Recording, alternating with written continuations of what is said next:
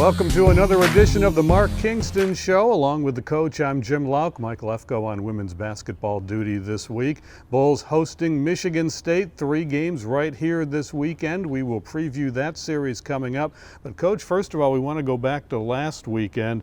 3 against Holy Cross, and boy, those were fun. The first one goes 15. Every one of them is a one-run victory, and the Bulls pick up 3 wins on the weekend. Yeah, that was good to see. One thing we had worked on and tried to emphasize early in the season that our pitching and defense needed to improve, and it really has as of late.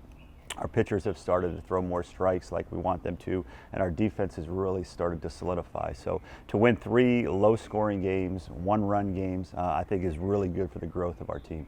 Lots of drama in this one, so let's take a look at some of those game-winning hits as the Bulls pick up 3 over the Crusaders last weekend. Bulls trying to wrap up a win here, game 1 of the series. The pitch, fly ball into right field, pretty deep. It's caught. Here comes Maglich trying to score. He does. Bulls win 3-2 in 15 innings. We're tied 3-all here in the 9th. 2 outs, 0-1 count on Maglich. Swings, drives this into right field for a base hit. The Bulls win. Back-to-back walk-offs in the series for USF. 1 ball, 2 strikes.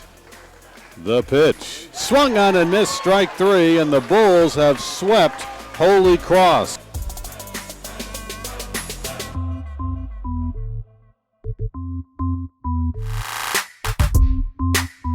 There you have it, 3 great wins for the Bulls in dramatic fashion. The 15-inning game Friday night, Coach, you got a relief appearance for the ages from Tommy Eveld. 7 shutout innings, at one point retired 18 in a row. Yeah, he was great. He had no room for error, and so to pitch the way he did with such a tight ball game and a great crowd there Friday night, he had to be very good. He had to be on top of his game, and he threw more pitches than any of us expected.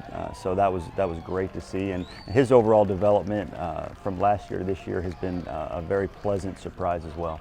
Seems like we say it every weekend, but the Bulls starting pitchers really got late into the games, Coach. They gave you 7, 8, and 8 innings. It's almost mandatory now with the injuries on the pitching staff, and those 3 guys, boy, they always stand up for you. They did great, no question. Sanders, Lawson, and Cavallaro have been a very, very good weekend rotation so far for us. They all gave us depth in their starts, and we need that right now because of our injuries and our pitching staff. Our depth is not quite what we thought it would be this year. So those guys, they know what their pitch count's going to be. They're going to be right around 100, so that can be 4 innings or it can be 8 innings. And so for them to give us that type of length in their starts was extremely important for us being able to sweep that series. And the Bulls at one point won 4 consecutive games by a single run, and we talked a little bit about that on the radio side during the week, what that means for such an extraordinarily young team like USF to be able to come up with the clutch hit, the clutch defensive play, the strikeout when they need it. Really says a lot about this team. There's no doubt. On a lot of nights these days, we're starting 7 freshmen. That's almost unheard of. So when you play close games and you're able to win close games, I think that accelerates the growth of your team and those individuals. You learn some things about your team during blowouts, but when you play close games and you have to make the big plays like you mentioned and get the big strikeout and get the big hit in the 9th inning or in extra innings, that's where your team really grows, and that's where ball players really grow in those pressure-packed situations. So I'm glad that we won them all, and the fact that they were close games, I think accelerates our learning curve. For the 2nd consecutive week, the Bulls have a 5-game week, so not much time to celebrate the 3 over Holy Cross. The Bulls went on the road Tuesday to Stetson, Wednesday to North Florida. Here we go with 2 more one-run game, Coach, and a great pitching performance against Stetson by Brad Labazetta, really his best start of the year. Yeah, no question. He had struggled a little bit early on with his control. He was leaving a lot of pitches up in the zone, and he's made adjustments. Him and Billy have gotten together and looked at video and tried to get everything under control, and his last couple outings have been very good, and once again, that's what we need. We want to be able to have a chance to win these midweek games, and you have to have a good starting pitcher on the mound, and he gave us a really good outing, as well as Mike Clarkson did as well. So we have to have it. Bulls came oh so close to getting the win at North Florida, 6-3 lead going into the ninth, and wound up on the short end 7-6. A lot of positives, though. You mentioned Mike Clarkson. Garrett Bye comes in, throws 2 scoreless, and a couple of moonshots from Chris Chatfield in that game. Yeah, we played well. Once again, if you look at the stats, we get stats the last 5 games, last 10 games. We're definitely trending in a good direction right now. Defensively, went from struggling to the last 10 games, we're fielding close to 980, which would be top 15, top 20 level defense. Our pitching has really started to settle in, and we're throwing a lot more strikes than we did early in the season. And as you mentioned, the young hitters are starting to kind of get their legs underneath them. Chris Chatfield with the 2 home runs Wednesday night. It's just we want to continue to see these young guys grow up as the fundamentals of the game start to be mastered by our team a little bit better than they were early on. So the Bulls are 10-8. Michigan State coming in this weekend. When we come back, we will meet Bulls freshman outfielder Chris Chatfield. Stay with us. More to come on the Mark Kingston Show.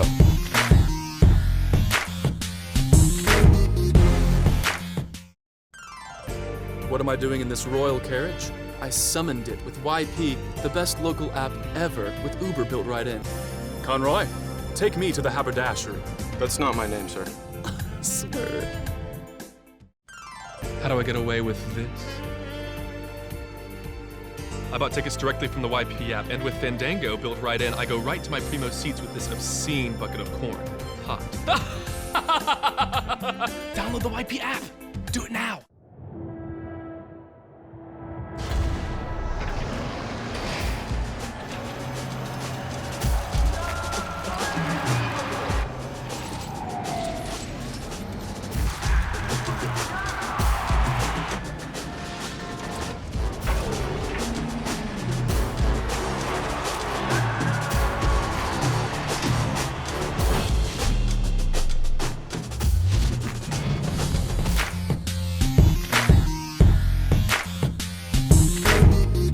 Welcome back to the Mark Kingston Show. Time to visit with Bulls freshman outfielder Chris Chatfield. Chris, big thanks. Day off and you come in to do this. Appreciate it. Yes, sir. No problem. How's this USF thing working out for you so far? You having fun? Yes, sir. I'm having a lot of fun. It's a great time just being out there with my friends and playing the game I love.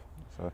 When you were playing at Spoto, did you follow this program a couple of years ago? If I was looking, would I seen you sitting out there when you were playing high school ball? Yeah, I actually came to a lot of games because I live about 15 minutes away. So it's actually a blessing that I came right here because my parents can come and watch me and all that. So.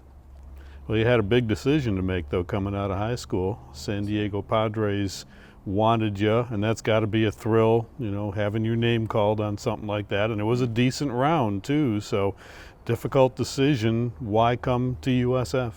Well, I decided, first of all, the coaches I knew I was going to get a lot more development with these coaches. And I decided to just come here, get my education, and try to go a higher round 3 years from now. So.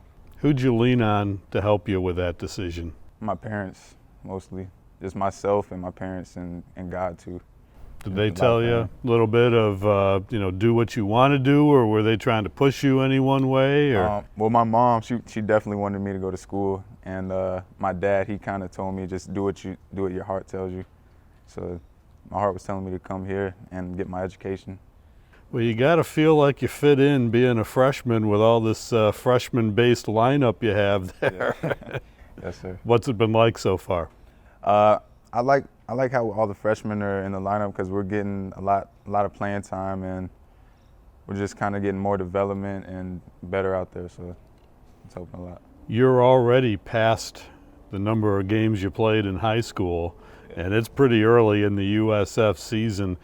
You finally had a day off against Stetson on Tuesday, came in late in the game in a pinch hitting role, and then DH'd against North Florida. How much of an adjustment was it to DH in that game? Didn't bother you a whole lot considering the 2 home runs, but it had to be a little different. Yeah, it was a little different, but I kind of liked it because my body's been a little sore. We played, 18 games now, so it was kind of good just sitting out there on the bench and watching my team play. And I could also help the team win, so I liked it a lot. At this stage of your career, what do you do best? I say I hit best. I'm trying to work on my fielding, just trying to get better routes out there and also work my arm. So.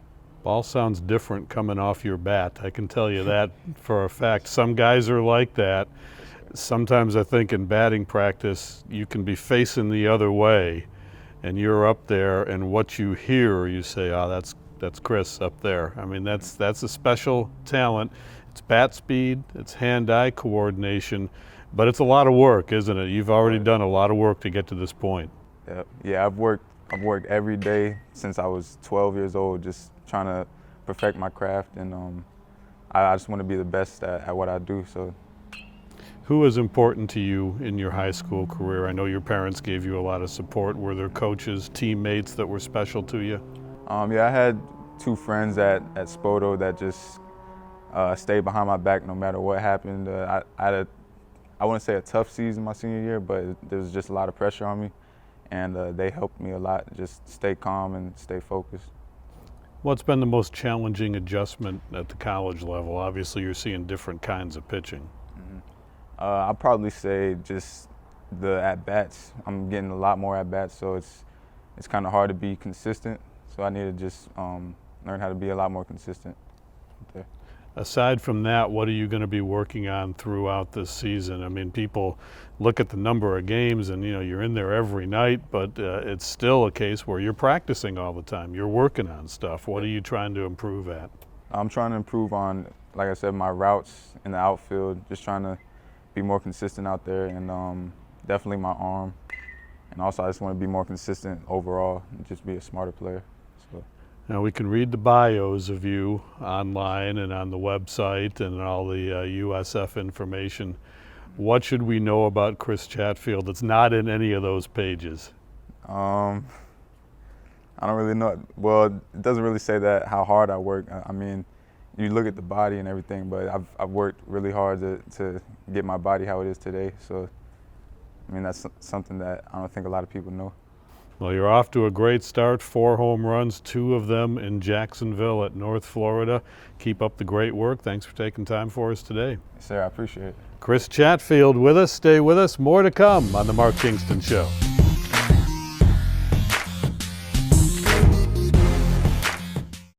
Once again, Tampa General Hospital is proud to be named the #1 hospital in Tampa Bay by U.S. News & World Report, and recognized as one of America's best hospitals in 4 specialties: cardiology and heart surgery, nephrology, orthopedics, and urology. #1 in Tampa Bay, again, and one of America's best. Tampa General Hospital, trusted for our expertise, chosen for our care. When it comes to warm, fluffy clothes dried in half the time, natural gas has you covered. Folding is another story. People's Gas. We're delivering the natural choice more Floridians enjoy. Learn how you can earn up to $1,750 in cashback allowances with our energy conservation rebates at peoplesgas.com/enjoy. Welcome back to the Mark Kingston Show. Coach, we could talk about excelling freshmen all day long on this team. We probably shouldn't single out one because there's been so many of them. But when you have a chance to sit down and talk to Chris Chatfield, you realize what a polished young man he is for a freshman. Local kid, Spoto High School, and it's developing into a really nice story here. It sure is. Chris is a very talented young kid. But he's more than that. He comes from a very good family, strong parents. They've done a really nice job raising him into a young man. And so when you combine that with his talent and his desire to be really good, I mean, he's always working at his game. He's always trying to learn. You have the start of what I think is going to be a very, very nice story. Well, the Bulls will continue with their home schedule Friday, Saturday, and Sunday. The Michigan State Spartans are coming to town, and they are off to their best start in program history. Top 25, 12-1 on the season. Coach, what's been the secret to their early success? Well, they're a talented team, no question. They have good pitching. Their offense is hitting 300 plus right now. and they're well coached. Jake Boss, I've known Jake for a while, does a really good job. Their pitching coach does a really good job. So it's a well coached team. It's a Big Ten team, so that they get access to good talent up in the Midwest, and they're obviously developing it well. So it'll be a really good challenge for our team. You're 18 games in now, and I know there have been some surprises. There's been injuries and some lineup juggling that probably nobody could have anticipated. But what's your take on this team? I know you feel everything's kind of going in the right direction. Now that you've seen them in this many games, what's your impression? Well, I think we're a work in progress. There's no question. We're nowhere near where we want to be as a program right now because of our injuries, because of our youth. When we get this thing where we think it can be and where we all want it to be, I think you'll see a more veteran team. You'll see fewer weaknesses because of the depth via the injuries. So it's a process. We say it all the time, but I think we're getting there. I think I'm even more sure now than I've ever been that we're moving in a very good direction, and we're going to get this thing where we all thought it could be when we first got here. Coach, thanks. Good luck this weekend. All right, thanks, Jim. Head coach Mark Kingston. Join us right here Friday 6:30, Saturday 6:30, and Sunday at 12 noon for 3 against Michigan State. Thanks for joining us today. We'll see you again soon on another edition of the Coach Mark Kingston Show.